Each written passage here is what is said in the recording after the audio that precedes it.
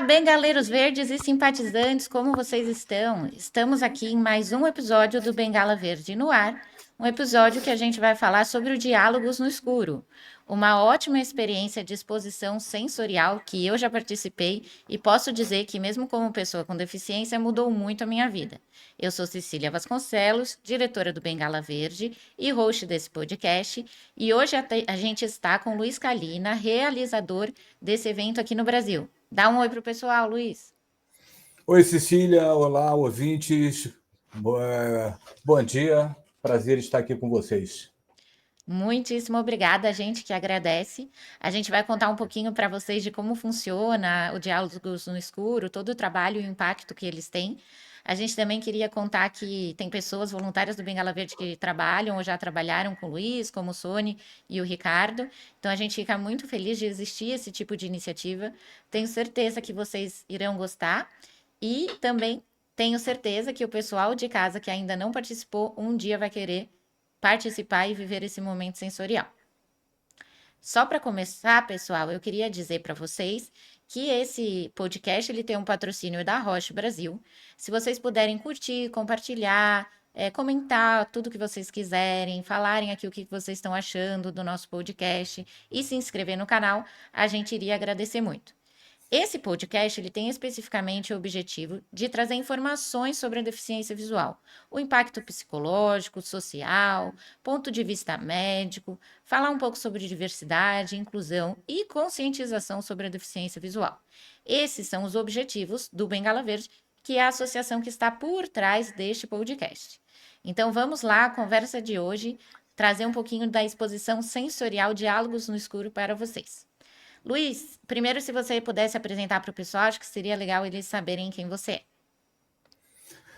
Olá, sou Luiz Calina, tenho 62 anos. Acho que, nesse caso, vale a pena fazer uma autodescrição.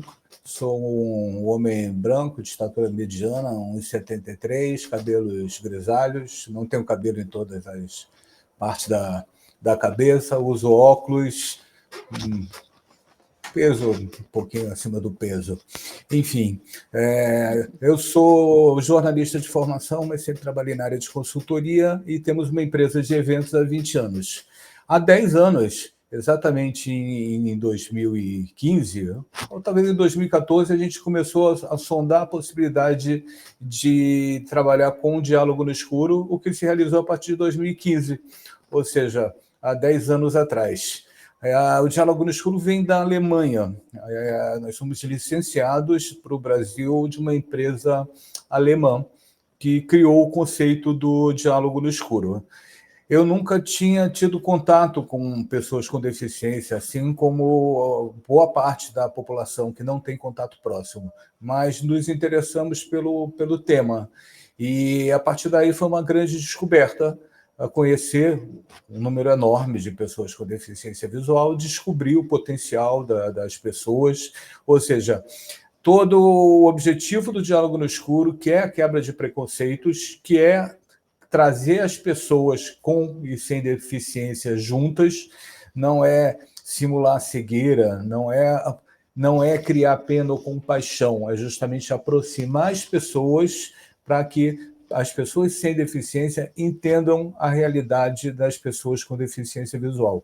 Então, tudo isso aconteceu comigo também, porque eu conheci as pessoas como o Ricardo Sony e vários outros, e hoje em dia é uma relação muito de amizade, né? Depois de 10 anos, muito interessante. Daqui a pouco eu conto a história do Diálogo no Escuro, se for interessante, Cecília. Claro, com certeza, eu vou querer saber sim. Aproveitando, fazendo minha audiodescrição que eu acabei esquecendo, eu sou uma mulher ruiva, meu cabelo tá crescendo, tá abaixo do ombro. Eu tenho pele clara, olhos castanhos, nariz pontudinho e lábios finos. Eu tô sentada aqui numa cadeira de escritório. O Luiz está dividindo tela comigo em alguns momentos, e em alguns momentos só aparece ele falando, porque esse podcast está sendo gravado de maneira virtual, mas em outra oportunidade faremos presencial. E eu tô com uma blusa do Bengala Verde, que é uma blusa verde, escrito Bengala Verde em branco, com o nosso símbolo, que é um olhinho com uma bengalinha fechando o olhinho. É basicamente isso. Luiz, sim, por favor, se você puder contar com mais detalhes aqui, o que é, como funciona o Diálogos no Escuro e qual que é a história dele, acho que seria bacana para o pessoal começar a entender. Tá ótimo. Eu esqueci de citar que eu estou com uma camiseta preta escrita exposições e workshops Diálogo no Escuro. E Caráter. a gente veio, né, com as fantasias apropriadas. Enfim, Isso. mas eu já dei o spoiler, né, de exposições e workshops, mas começando pela história. Andreas Reineck, um alemão, na década de 80, quando não se falava de diversidade e inclusão, né, não era um assunto ainda popular. Ele é um jornalista e filósofo, trabalhava numa empresa de comunicação e recebeu como incumbência fazer um estágio para uma pessoa cega. A primeira reação dele foi: um estágio para um cego? Eu estou ferrado. Ele vai muito mais me atrapalhar do que me ajudar. Eu vou ter que ficar levando ele para almoçar, vou ter que ficar levando ele para o banheiro. Que ideia que vieram para mim. Obviamente, ele estava totalmente errado. Quando ele conheceu o rapaz, era um rapaz totalmente dependente, morava sozinho, tinha perdido a visão no acidente de trânsito e vivia absolutamente normalmente. Obviamente, com uma certa dificuldade da perda da visão, claro, mas já havia superado essa questão. Então, como eu costumo dizer quando a gente está fazendo as introduções, mostrou onde era o banheiro a primeira vez, ele ia para o banheiro. É totalmente Ótimo. diferente para quem não tem deficiência visual e está ouvindo. O que eu costumo falar? Eu pergunto onde é o banheiro, alguém vai falar, é ali, vira à esquerda naquela porta. A pessoa com deficiência visual, no primeiro dia, você tem que levar ele até o banheiro. Só que ele vai conseguir, dependendo, claro, da mobilidade dele, logo da primeira vez ou da segunda, ele vai conhecer o caminho e vai chegar no banheiro. Eu ainda falo que se você tiver um pouco mais de sensibilidade, levando a pessoa para o banheiro a primeira vez, você olha e fala: as cabines estão para a esquerda, a pia está aqui à direita, a saboneteira em frente, o lixo, o papel aqui, o lixo aqui. Se você não falar isso, ele também vai achar tudo isso. Mas é uma questão de sensibilidade. Você vai facilitar a vida da pessoa. Com certeza. Bom, no final de 2 anos que durou o estágio, a conclusão do Andréas foi: ensinei como a qualquer estagiário e aprendi uma coisa muito importante: quebrar o meu preconceito. Eu nunca tinha estado com uma pessoa com deficiência visual e já achei que ele era um incapaz. E daí que vem a palavra capacitismo, que é o preconceito contra pessoas com deficiência em geral. E ele Sim. pensou: como eu multiplico isso? Como eu faço que essa minha experiência chegue em mais pessoas? Colocando as pessoas que não têm deficiência junto com as pessoas com deficiência. O nosso mote, que está escrito aqui atrás na camiseta, eu não vou me virar para as câmeras agora, mas fala: preconceitos são quebrados através do encontro, da experiência e do diálogo. E aí ele criou a exposição Diálogo no Escuro. O que é a exposição? Criamos ambientes de cidade num espaço totalmente escuro. Ou seja, você tem a experiência de entrar na escuridão total, acompanhado de uma pessoa com deficiência visual, ou seja, é um encontro entre pessoas com e sem deficiência, e no final você faz um diálogo, você tem um diálogo no escuro com esse seu guia. O que é essa experiência? Aqui em São Paulo, a gente fez em São Paulo em 2015 e 2016, 1 ano e meio, 2016 no Rio por 10 meses. Voltamos em 2022, mais 1 ano e meio aqui em São Paulo. Das 2 vezes foi na Unibis Cultural. Em 2023, também no Rio, no Museu Histórico Nacional, mais 5 meses. Foi um grande sucesso, um ótimo público. A gente tinha entre 300 e 400 metros quadrados, simulando alguns ambientes. Então, aqui em São Paulo, você entrava no Parque do Ibirapuera, totalmente no escuro, acompanhado da sua bengalinha e com um guia, que é uma pessoa com deficiência. No Rio, você entrava no Jardim Botânico, claro. Você não Uau, que iria. incrível! E você sente uma experiência muito sensorial, onde você sente O som do parque, passarinhos, tem uma ponte onde você passa, então você tem um barulho de rio também. Você toca em diversos objetos, como uma fonte que está jorrando água, isso tudo no escuro, quer dizer, de uma forma diferente. Você usufrui do ambiente de uma forma diferente do que você está acostumado. Você, pessoa sem deficiência, claro. E acompanhado, e seu guia é uma pessoa com deficiência, é uma inversão de papéis. Muitas vezes nós guiamos as pessoas com deficiência na rua. No ambiente escuro, a pessoa com deficiência é que nos guia. Ou seja, mostra a potencialidade da pessoa com deficiência, porque o mapeamento de espaço pela pessoa com deficiência é feito de uma maneira muito mais eficiente. Depois disso, você passa para a cidade, para a rua, uma feira, enfim, atravessa a rua, ou sente as ferramentas assistivas, por exemplo, tem um sinal sonoro, o que chama a atenção das pessoas para ferramentas que podem auxiliar as pessoas com deficiência na vida cotidiana. Então, tem um momento que o barulho de trânsito, né, que é o som da experiência multissensorial, para e entra o sinal sonoro. E muitas vezes as pessoas não conhecem o sinal sonoro. Temos pisos táteis também na exposição, também chamando a atenção para esse recurso que facilita bastante a locomoção das pessoas com deficiência. E, no fim, você vai para um ambiente onde vai ter um diálogo, vai conversar 15 minutos tentando aproximar as pessoas. Então, esse é o conceito da exposição, e isso é que foi criado pelo Andréas. Vou colocar as pessoas sem deficiência na escuridão, acompanhadas de uma pessoa com deficiência visual. Perfeito. E quais que são os principais objetivos? Você já trouxe um pouquinho, mas com mais detalhamento, da exposição, né? O que vocês pretendem com isso? O principal é a quebra de preconceitos, né? Existem pesquisas que falam que 90% das pessoas nunca tiveram contato próximo com uma pessoa com deficiência visual. O que é um contato próximo? Um familiar ou um amigo mais próximo em que você possa realmente conversar e tirar dúvidas. Muitas vezes as pessoas têm dúvida, como eu me aproximo? Como eu ofereço ajuda? E se a pessoa recusar ajuda? E não tem para quem perguntar. Oferecer ajuda não é um contato próximo. Ter um colega da outra sala da faculdade que você nunca conversou também não é um contato próximo. Você ir almoçar com o seu colega de trabalho, sim. Você tem um familiar na hora do almoço. Então, esse é o principal objetivo. É a quebra do preconceito, é a aproximação entre as pessoas. É sentir que o outro, e aí o outro pode ser qualquer pessoa, né, no sentido de diversidade e inclusão, é importante e é uma pessoa que você tem que conhecer.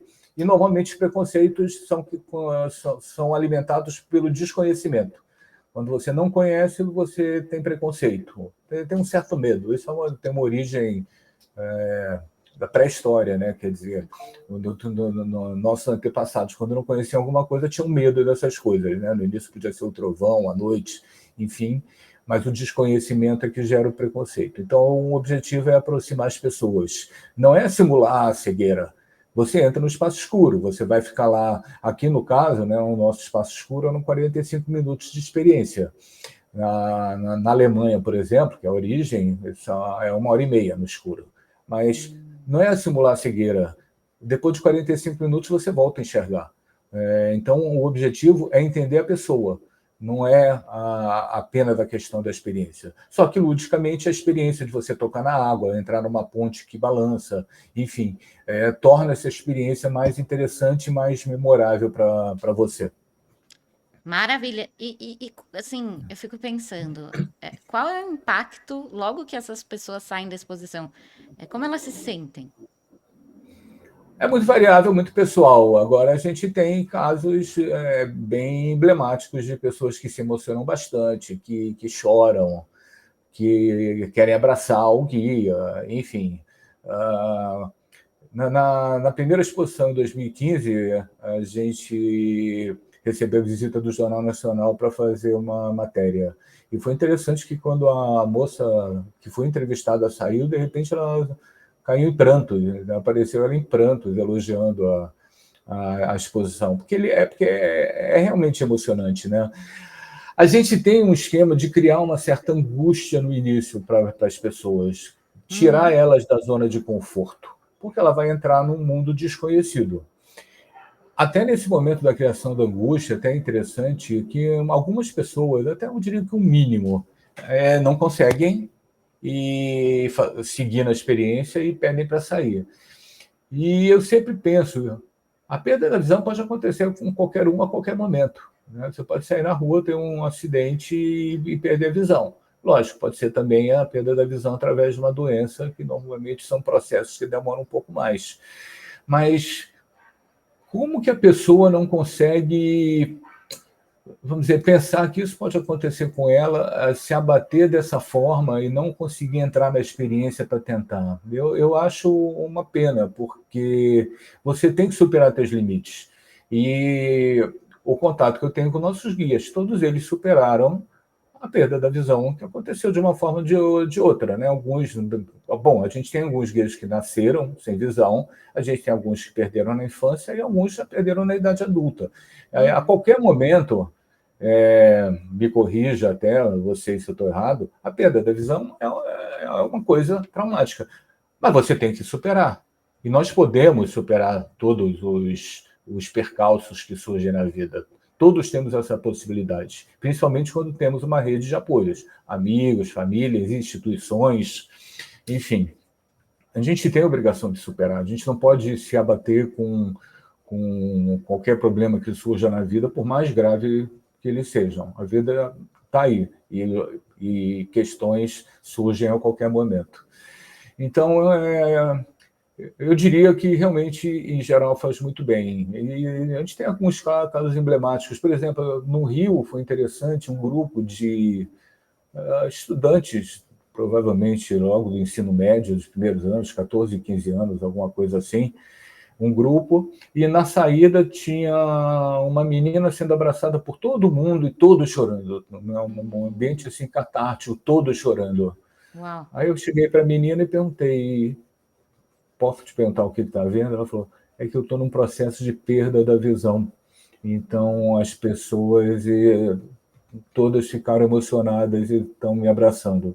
Eu falei: bom, é uma questão difícil. Você acabou de passar pela experiência que mostra se você realmente perder totalmente. Né? Bengala verde normalmente é pessoas com baixa visão, né? Baixa visão ainda tem, pelo menos, o resquício e algumas possibilidades. Mas se você perder realmente, eu não vou dizer que é fácil, mas eu quero te dizer que é possível. Você conversou com um guia que passa por isso e superou essa diversidade. Então, buscando o apoio necessário e tendo o apoio das pessoas próximas, e acho bonito seus colegas te darem esse apoio, tudo é superável.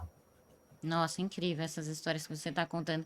E tem algum Várias. impacto a longo prazo, assim, alguém que ficou tão impactado que depois faz algo com isso, cria algum outro projeto, ou chama vocês para algum outro trabalho, ou não? Tem bastante. Vem da Alemanha pesquisas que 5 anos depois da visita, muitas pessoas, tinha um número, 80 pessoas ainda lembram o nome do seu guia, pelo impacto que essa pessoa causou durante a visita, e outras assim. E, fora isso, foram criados alguns produtos adicionais, aí eu vou entrar até nessa parte agora, já que você me deu essa abertura, que é para justamente multiplicar ainda mais. Então, a gente faz os workshops que estão escritos aqui. Não sei se está muito visível, se está fora de foco, mas a gente faz workshops corporativos também. Então, muitos visitantes acabaram levando para as suas empresas e a gente faz o workshop nas empresas. É uma visão um pouquinho diferente da exposição. A exposição é para todos, inclusive qualquer idade. A gente já teve criancinhas fazendo, não que a gente recomenda, a recomendação com os pais é a partir de 8 anos e grupos de escolas 12. A gente já teve crianças de 3, 4 anos com o pai de mão dada que as crianças fizeram e tudo bem. E o idoso mais velho mapeado foi uma senhora, eu acho que de 93 anos. Uau! E o mais difícil é a locomoção, né? Mas se é uma pessoa que se locomove facilmente, ela vai passando pelos nossos espaços e aproveitando. E na época eu tirei a foto dela, uma senhorinha, baixinha, lindinha, fantástico. Então é para todos a exposição. Já o workshop é muito interessante, porque além da questão de diversidade e inclusão, essa questão da deficiência visual, os facilitadores também são as pessoas com deficiência visual. A gente bota as pessoas da empresa numa sala totalmente escura, divididos em mesas, e damos exercícios para elas fazerem. Então, além de Hum, tudo isso, ele mexe também com habilidades e competências como comunicação, liderança, planejamento, conexão entre equipe, confiança, colaboração. Por quê? Uma mesa de 8 pessoas, da escuridão total, eu dou um exercício em que todos têm que participar, todos têm que se comunicar, todos têm que falar. Não tem recurso visual possível. Não tem abrir a boca, levantar a mão, chamar atenção. Todos têm que ter muito respeito entre si. As pessoas têm que se conectar. As pessoas têm que aceitar que os outros vão falar e você vai ter que interromper para você poder falar de uma maneira, vamos dizer, respeitosa com as pessoas. E também eu falando tenho que dar oportunidade. Assim como eu não estou te vendo nesse momento. A gente está remoto e eu estou vendo a minha imagem. Eu tenho que fazer umas pausas eventualmente se você quiser me interromper. Eu não posso falar rapidamente sem permitir que você me chame, porque eu não tenho recurso visual para te ver. Então, isso sim, aumenta a eficiência da comunicação, da escutativa, uma série de coisas.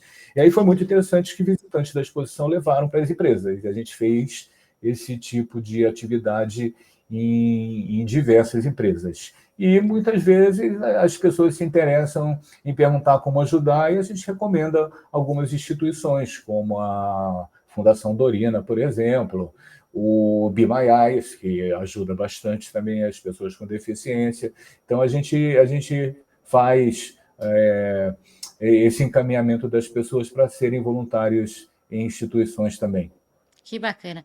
E me conta uma coisa, só para ver se eu entendi direito. Esse workshop que vocês fazem para empresas tem um pedaço exposição, que você vai vivendo vários espaços, ou só tem esses pedaços de exercício no escuro?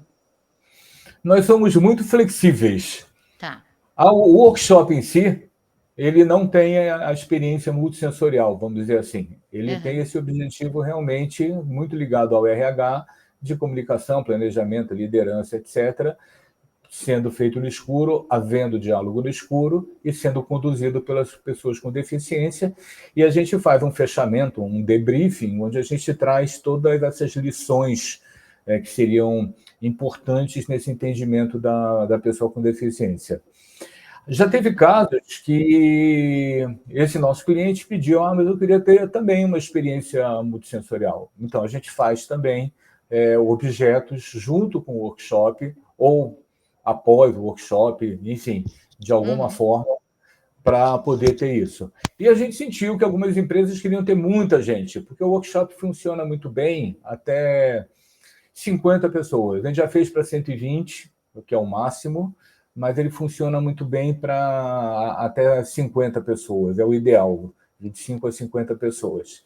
Uhum. A empresa me fala, mas eu tenho 200 pessoas para serem impactadas. Então, a Uhum. gente faz uma mini exposição, que a gente chama de pocket. Então, a gente monta o cenário, não 300 metros, como no caso da exposição, mas a gente pega uma sala de 20, 30, 50 metros e a gente monta objetos que remetem a ambientes. E a pessoa faz uma visita com um guia e faz o diálogo no escuro. É uma coisa mais rápida, uma coisa menor, mas que muita gente sai impactada. Foi o que eu fiz na Petrobras na semana passada. E é incrível que muitas pessoas saem impactadas, às vezes chorando, principalmente quem tem alguma experiência próxima e se emociona com o diálogo, se emociona conversando com o guia, entendendo a história deles. Pessoas muito interessantes, eu adoro nossos guias, quer dizer, estou convivendo com muitos há 10 anos, né? O caso do Sony, por exemplo. O Ricardo, eu acho que ele começou com a gente um pouco depois, então talvez 7 anos, mas enfim, pessoas que viraram amigas, né? E Uhum. as pessoas se emocionam com isso também. Mas nós somos flexíveis, a gente faz o possível para agradar, contanto que a gente tenha as nossas premissas, né? Que é fazer no escuro total e que sejam as pessoas com deficiência visual liderando as ações. Show de bola. E pode ser feito por todo o Brasil, dependendo de quem contratar? Nós temos equipe em São Paulo e Rio, né? Tá, Então, claro que São Paulo e Rio é sempre mais fácil, porque, vamos dizer, praticamente a gente não tem aqueles custos de logística para as empresas. Eu estou conversando agora com uma empresa de Curitiba, só que a gente teria que ir toda a equipe para lá. Dependendo do número de pessoas, a gente vai quantificar o número de pessoas que precisam ir. Qualquer outra cidade do Brasil é a mesma coisa. Então, claro que isso aumenta os custos, né? Porque a gente tem toda essa parte de transporte, hospedagem, enfim.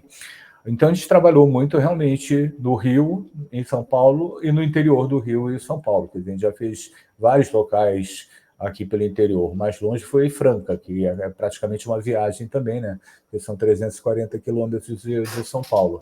Mas esse último foi em Paulínia, a gente já fez em Campinas, em Atibaia, entendi, perfeito. sei lá, enfim, Bragança, a gente já fez em vários lugares, Mangaratiba também. Então, quer dizer, a gente consegue fazer numa série de lugares, tanto o Pocket quanto o workshop. Entendi. Já rodaram o estado inteiro, então. Ah, já bastante. A gente tem uma carteira de empresas realmente que nos dá orgulho, muitas empresas. Eu falei da Petrobras, mas a gente tem Meta, Sul América, Itaú, Bradesco, Banco BV, Bloomberg, Goldman Sachs, enfim, Que um número bacana. enorme, Nivea. A gente tem um número enorme de ótimas empresas e sempre pessoas muito interessadas realizando as atividades. Isso nos deixa muito felizes, porque a gente está levando essa mensagem não apenas para o grande público, mas também para dentro das empresas, né? E provavelmente aumentando a viabilidade, vamos dizer, o interesse em ter a contratação de pessoas com deficiência para fazer parte dos quadros, ou seja, aumentando a empregabilidade da pessoa com deficiência, que é um dos pontos que a gente julga que são bem importantes também. Sim. Primeiro eu fico feliz de saber que empresas tão grandes têm interesse, né, e que vocês estão conseguindo atingir esse grande público. E aí eu fiquei pensando o quanto que isso não impacta o dia a dia da empresa, né, na contratação, na manutenção da pessoa com deficiência. Vocês têm algum relato de que a empresa se tornou mais inclusiva após o Diálogos? Olha, a gente não tem uma pesquisa específica em relação a isso, mas a gente considera que se a empresa, né, e as pessoas que participaram dos eventos tiveram interesse de conhecer sobre isso, e a partir do momento que tem esse contato, né, tem o encontro, a experiência, o diálogo, elas se tornam mais abertas para o recebimento de pessoas com deficiência para trabalhar com elas. Porque, sim, ainda tem um certo preconceito do sentido de, poxa, eu tenho uma vaga em aberta, vou receber uma pessoa com deficiência, será que ela vai trabalhar da mesma forma que uma pessoa sem deficiência? A gente também tem um discurso sobre isso. Inclusive, eu já Entendi. participei do Mundo Empresarial, o programa do Milton Jung na CBN, especialmente para falar sobre isso. Se o RH fizer um bom trabalho, ele vai contratar uma pessoa com deficiência com capacidade técnica de realizar a atividade para a qual está sendo definida. Se o RH fizer um mau trabalho e colocar uma pessoa com deficiência sem condições, poderia fazer a mesma coisa, colocar uma pessoa sem deficiência com capacidade técnica limitada. Ou seja, tudo depende de achar o encontro entre a capacidade técnica e a atividade. Isso independe se a pessoa tem deficiência ou não. Ou seja, o gestor tem que estar aberto a receber a pessoa com deficiência, sabendo que o RH contratou. E sabendo também que se a pessoa não tiver performance, isso vale para a pessoa com ou sem deficiência, ele pode pedir para trocar. Não é que ele está engessado naquela pessoa, independente se tem deficiência ou não. Ele tem que ter essa abertura, a empresa tem que dar essa abertura dele poder fazer as avaliações e contratar. Mas ele tem que entender que a pessoa com deficiência pode ter uma performance exatamente igual à pessoa sem. Alguns workshops já foram feitos para empresas, para gestores que iriam receber pessoas com deficiência. Ou seja, eles fizeram workshops justamente para conversar com nossos guias e entender isso. Veja, tem pessoas desleixadas e não importa qual é a característica dela. A pessoa desleixada, desinteressada, Uhum. enfim, Ela pode ser com ou sem deficiência, ela pode ser branca ou negra, ela pode ser hétero ou homossexual, pode ser homem ou pode ser mulher. E o inverso também, a pessoa interessada, eficiente e tal, ela pode ter qualquer uma das características. Então, você achar que uma determinada característica física pode determinar o que a pessoa vai fazer, isso está ligado ao preconceito que está arraigado de você querer trabalhar com pessoas, vamos dizer, similares a você. E é isso que a área de diversidade e inclusão tem que conseguir quebrar para todas as verticais relacionadas. Você tem que dar oportunidade a todo mundo e tem que estar aberto a trabalhar com todo mundo. Né? Você tem que estar aberto a trabalhar com homens, mulheres, homossexuais, heterossexuais, a orientação sexual não importa, a raça, a idade. Né? A idade, para mim, é um negócio interessante, eu sou 60 a mais. Então, acho também importante a questão do etarismo no mercado de trabalho. E a pessoa com deficiência também, entendeu? Todos temos potencial. Então, você não deveria excluir ninguém por conta de alguma característica dessa pessoa. Nossa, perfeito, Luiz. Acho que o que você está falando é muito importante. Fico muito feliz de você poder falar isso dentro de empresas. A gente bate aqui nessa tecla de que as nossas características, independentemente se elas estão relacionadas ou não à deficiência, elas não nos definem, elas fazem parte de um conjunto de características que nós temos. E realmente, quando a gente está contratando um profissional, a gente tem que olhar para as habilidades, competências e atitudes daquele profissional e não para o fato dele ter ou não uma deficiência. Isso a gente vai olhar posteriormente, se a gente entender que aquela pessoa se encaixa na vaga, para saber qual adaptação fazer, caso, né, a adaptação seja necessária.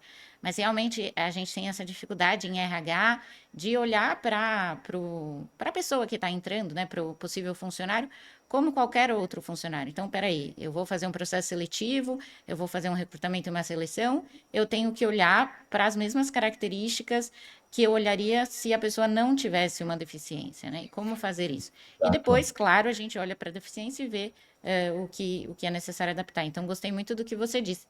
Você acha que as iniciativas para trazer esse tipo de conscientização que a gente está conversando já são suficientes ou a gente precisa criar novas iniciativas? Ainda falta coisa nesse campo? Eu acho que a gente sempre precisa criar. A gente sabe, obviamente, que os sistemas de cotas ajudam nessa contratação. E eu sou totalmente a favor do sistema de cotas para pessoa com deficiência no mercado de trabalho. Muito mais das cotas para pessoas com deficiência do que qualquer outra cota, sem entrar assim em detalhes, mas eu acho que as cotas para pessoas com deficiência. Inclusive, eu vou aproveitar o gancho e falar do nosso terceiro produto. A gente começou com a exposição, tanto no mundo quanto no Brasil. Da exposição, a gente passou para o workshop, idem, no mundo e no Brasil. Eu estou falando no mundo porque o Diálogo no Escuro já passou por mais de 170 cidades de 47 países. E hoje em dia ainda está em 20, acho que 23 países, ativamente como centro de workshop ou como exposição. Né? Inclusive, a gente não está com a exposição em cartaz nesse momento, mas estamos registrados na Lei Rouanet no PROAC e temos a intenção de montar ainda esse ano. A gente já está com uma parte do patrocínio e buscando mais patrocínios para poder remontar a exposição ainda em 2025. Então, se algum ouvinte for patrocinador via Lei Rouanet, via PROAC, podem entrar em contato comigo, Luiz com Z, @dialogonoescuro.com.br ou www.dialogonoescuro.com.br ou nossas redes sociais, porque a gente está louco para montar ainda esse ano. Depois Mas vieram qual os que é o workshops. produto? Tá, não, então, estou falando primeiro de patrocínio da exposição, via Lei Sim. Rouanet ou via PROAC. Também para o workshop, né? A gente faz esses workshops nas empresas também. E a gente lançou um terceiro produto agora, que é uma consultoria em adaptação e retenção de profissionais com deficiência. A gente chama de diagnóstico, mentoria e consultoria. E o objetivo disso é preparar justamente a empresa para a contratação. Quer dizer, o nosso objetivo é trabalhar com os profissionais com deficiência, com os gestores dos profissionais, com o RH e com a alta direção, para vencer esses desafios, que são muitos, mesmo com o sistema de cotas. Segundo um radar de inclusão, mapeando a empregabilidade da pessoa com deficiência, existem vários problemas. Muitas pessoas com deficiência acham que só contratam por causa das cotas. E aí, muitas vezes, fazem um processo de seleção errado. E um processo de seleção errado, onde a pessoa não consiga desenvolver a atividade, isso vale para pessoas sem deficiência também, acabam aumentando o preconceito. Viu? Sabia que a pessoa com deficiência não ia ter performance. Não é que ele não tem performance, ele poderia ter performance trabalhando em outra coisa. O RH contratou mal, porque deveria ter contratado uma pessoa com deficiência com a formação e com a habilidade e com a experiência técnica para desenvolver a atividade.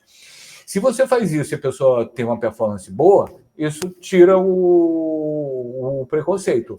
Se você faz o contrário, você bota uma pessoa que é incapaz, ou se você bota também uma pessoa com deficiência desinteressada que está lá só porque vai cumprir a cota, isso, na verdade, reforça o estereótipo de que a pessoa não consegue trabalhar. Então, eu tenho que ter muito cuidado nesse momento. Mas, enfim, tem uma série de informações que fazem com que a preparação de todas as pessoas, tanto a pessoa com deficiência, os gestores do RH, torne isso extremamente importante. E tem várias matérias da imprensa sobre isso.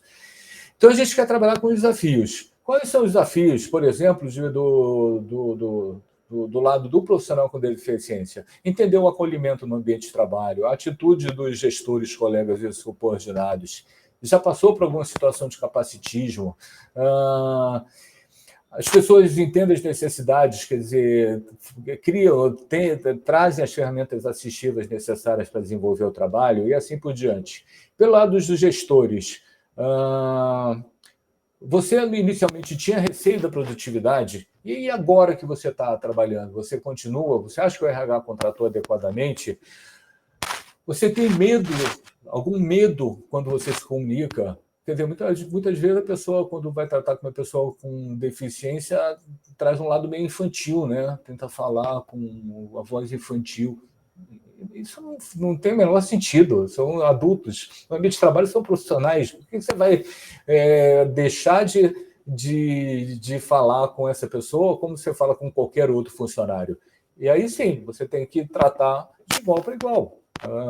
Você tem que dar os recursos. Você tem que exigir e falar com a pessoa com deficiência da mesma forma que um profissional sem deficiência. Afinal, é um profissional com deficiência. Então, isso muda totalmente as coisas.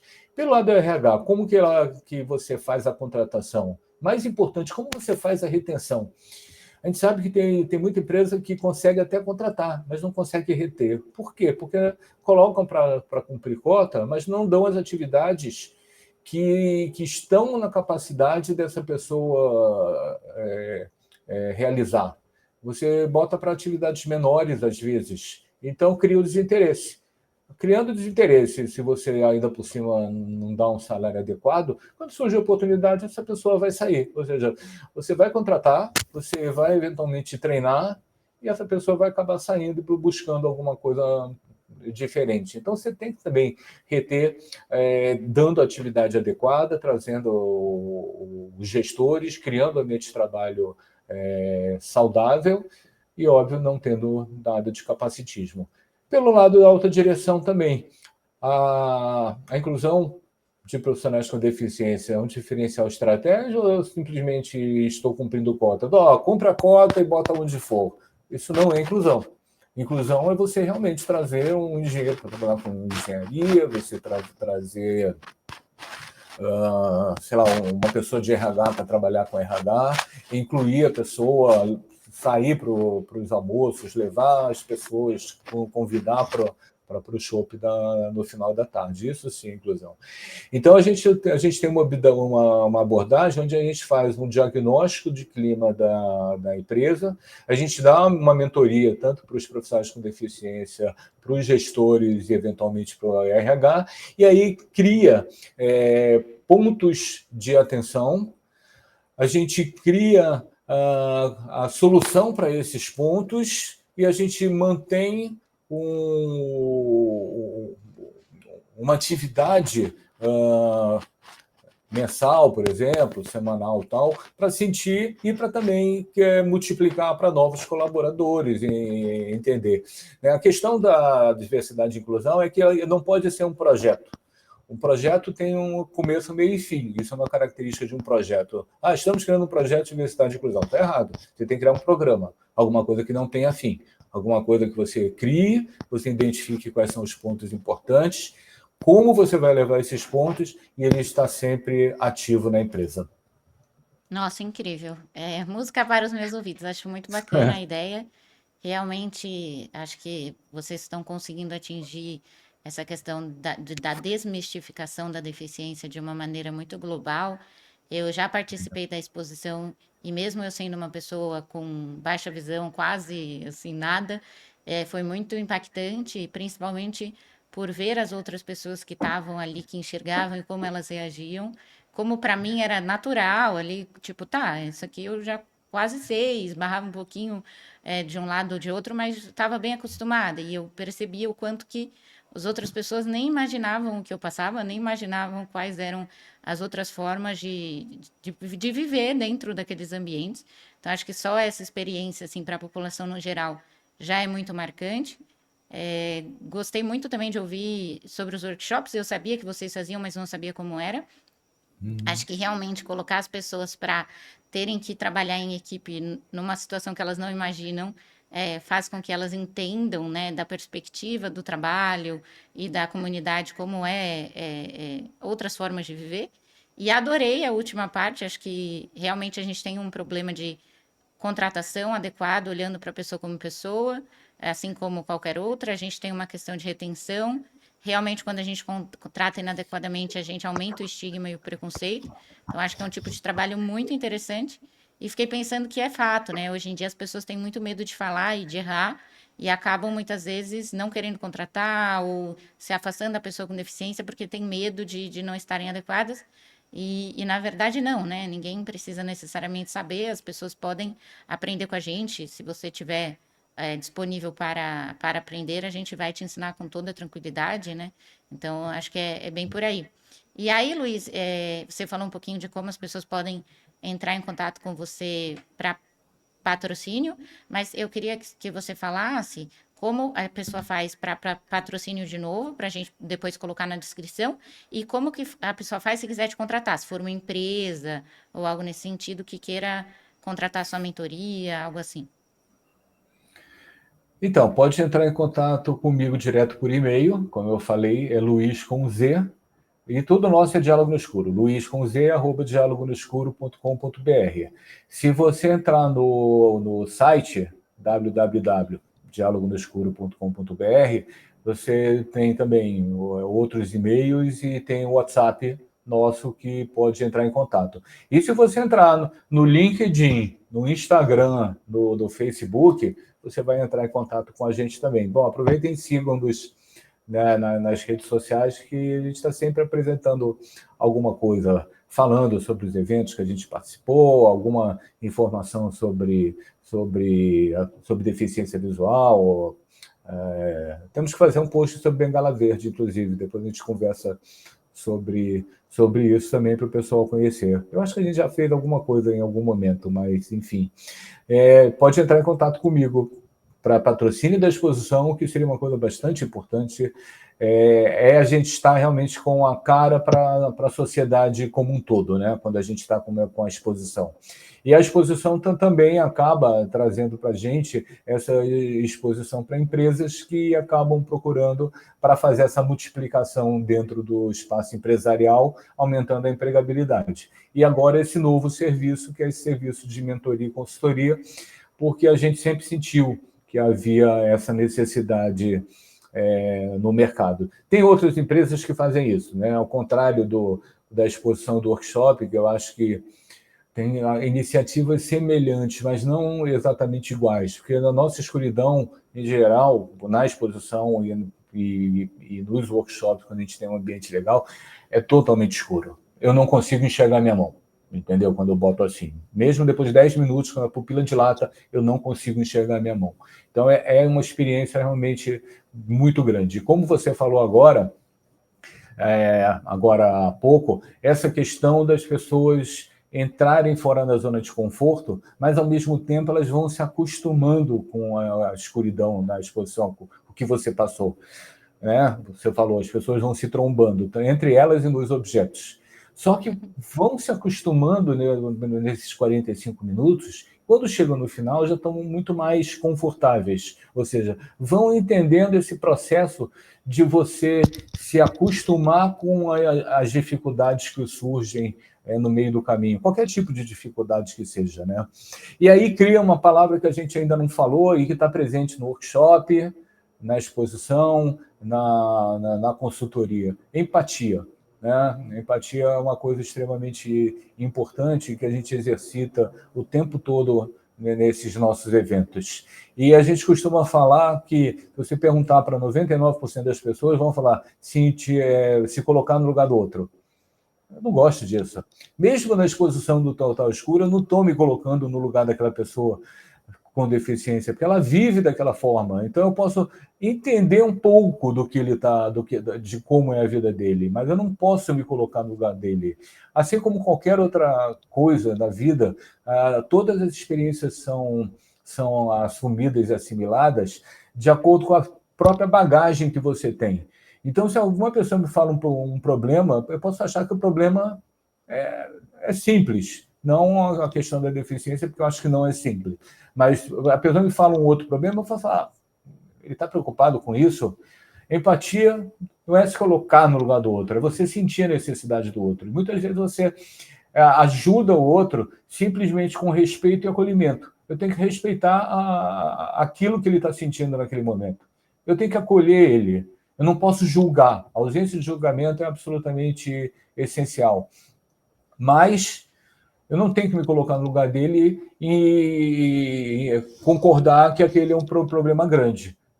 Pode ser, eu não sei. Vai depender da minha vivência e da vivência dele. O que eu não posso é minimizar o problema que ele está sentindo. E é isso que a gente faz o tempo todo no diálogo no escuro. A gente cria para a pessoa a simpatia de sentir a necessidade. A gente tem certeza que a pessoa que passou pela exposição, quando vê uma pessoa com deficiência visual na rua, vai se sentir mais propensa a ajudar a chegar em algum lugar do que uma pessoa que nunca passou. Até porque também essa pessoa já sabe como abordar. Vai perguntar, precisa de ajuda? E a pessoa vai dizer se precisa ou não. Uma pessoa que nunca passou pela exposição, muitas vezes fica com medo de abordar a pessoa com deficiência, porque não sabe nem como fazer, o que falar. Entendeu? Então, a empatia é muito importante também. Perfeito. Nossa, Luiz, muito obrigada por estar aqui com a gente. A gente já está se encaminhando para o final. Eu gostaria de saber se você quer deixar uma mensagem para o pessoal, gostaria de falar alguma coisa que eu acabei não perguntando. Eu acho que a gente passou realmente por tudo, né? Eu queria falar sobre esses 3 produtos e essas mensagens de superação, empatia, questão de estar na zona de conforto ou não, essa questão de empregabilidade, a confiança, colaborar com as pessoas. Eu acho que tudo. Eu espero que os ouvintes também tenham gostado, se interessem pelo Diálogo no Escuro. Se não for um patrocinador e se não tiver ido nas outras versões da exposição, eu espero que a gente monte e aí que vocês compareçam para conhecer o Diálogo no Escuro na próxima versão, que eu tenho certeza que a gente vai montar. A gente já está com um patrocínio, ainda não consegue pagar toda a montagem, mas estou confiante de que a gente vai conseguir. Então, quem sabe no segundo semestre a gente vai estar montando a exposição e estamos aí, disponíveis para fazer workshops e esse trabalho de consultoria e mentoria para as empresas. Queria agradecer a oportunidade para você, Cecília, para o Bengala Verde, todo mundo da parte técnica que nos ajudou. Eu espero da próxima vez estar pessoalmente para a gente se conhecer. Ah, com certeza. Tem que estar presencialmente, que eu quero muito te conhecer. Eu agradeço imensamente, sei o tamanho do impacto do trabalho de todos vocês. Queria agradecer novamente a Roche Brasil, farmacêutica, que é patrocinadora aqui do nosso podcast. Pedir para o pessoal curtir, comentar, compartilhar. Para quem não conhecia, sigam todas as redes sociais do Diálogos no Escuro, olhem o site. Se você é um patrocinador, ajude. Isso faz muita diferença na vida das pessoas, além de empregar pessoas com deficiência visual que estão trabalhando para o Diálogos acontecer. Então, muito obrigada, pessoal aí de casa. Espero que vocês tenham gostado desse episódio e até a próxima.